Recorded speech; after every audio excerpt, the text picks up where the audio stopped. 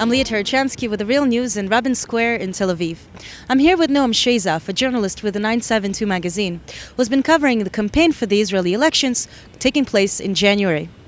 Noam, something very interesting happened this week, which is one of the only Palestinian woman in the Israeli parliament was disqualified from running for the next elections. Can you describe the process of how this happened? What happened was that Hanin Zoabi, a member of the Palestinian party Balad, was disqualified by the Central Election Committee. Now, it's important to understand that the Central Election Committee is a political body comprised of Knesset members according to a proportional representation in the current Knesset. That means that the right-wing coalition, which now governs Israel, also governs the Central Election Committee. Usually, they vote to ban certain Palestinians from participating in the elections, and this decision is reversed later by the Supreme Court. Now, but Zoabi herself was targeted by the right for her participation in the first flotilla in 2010. She was on board the Mavi Marmara. Although she didn't confront IDF soldiers, she was signaled out as an anti-Israeli, a traitor, a supporter of Hamas, you name it. There were no criminal charges against her. She wasn't found guilty in anything, but she was signaled out by the right. And now the right are trying to expel her from the Knesset.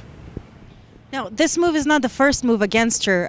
There was a move to strip her of her parliamentary rights and her diplomatic rights. Can you talk about this campaign since 2010 that thanks to which she's actually propelled from relative anonymity to being a sort of a household name in Israel?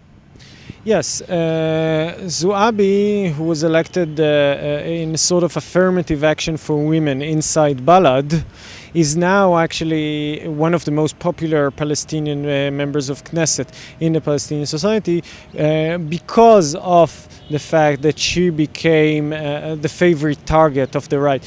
She was at a certain point even attacked by Knesset members inside the Knesset, to the extent that the House Speaker, Reuven Rivlin, needed to assign bodyguards for her so she won't be attacked inside the Knesset, not outside of it in the street.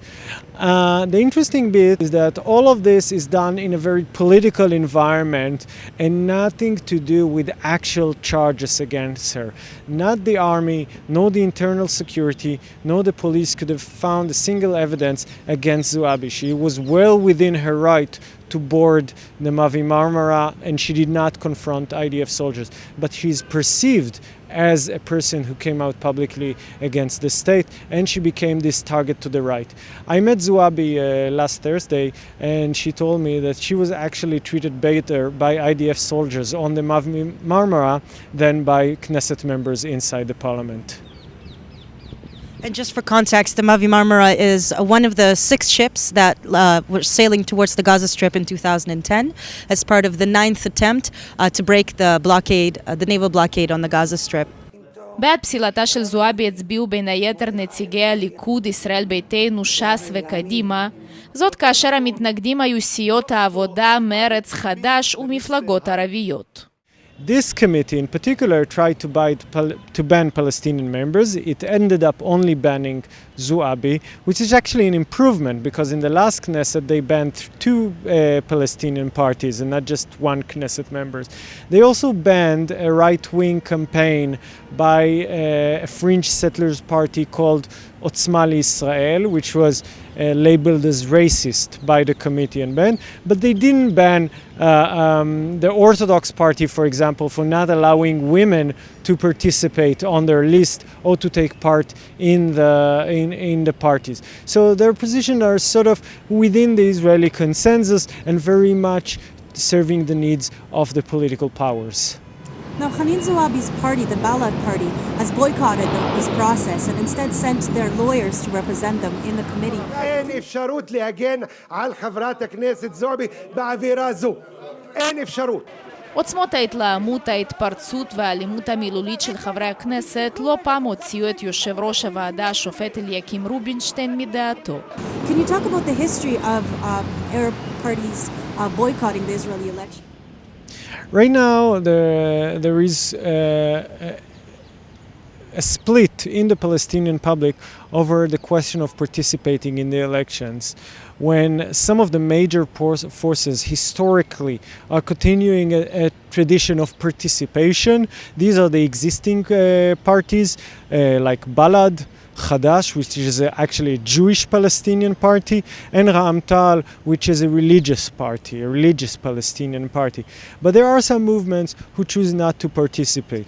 Balad, the party of Hanin Zoabi, has announced that if Hanin Zoabi is not allowed to participate in the election, they will join the boycott, making for the first time the boycott not just a move by a Muslim party, but also by liberal, secular Palestinians and even academic. This will represent a new deterioration in the political relations between Israel and the Arab minority. אנחנו לא מוכנים להיות שק החבטות של ח"כים מטורפים מהימין.